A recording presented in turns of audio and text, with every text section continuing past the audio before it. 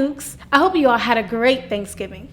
I'm Alicia Gibbs, and welcome back to In the Loop, where I will be giving you the inside scoop about everything happening on campus.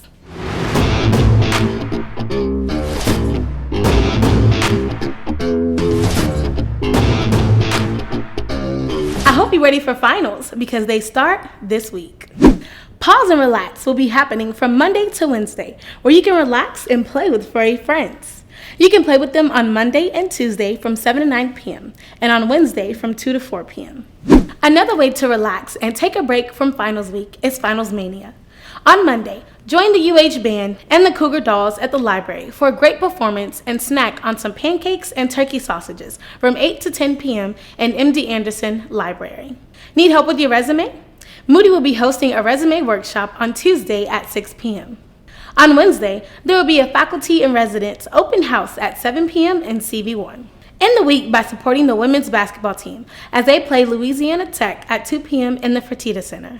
Okay, Cougs, that's all for this week. Good luck on your finals. I'm Alicia Gibbs, and always remember to stay in the loop.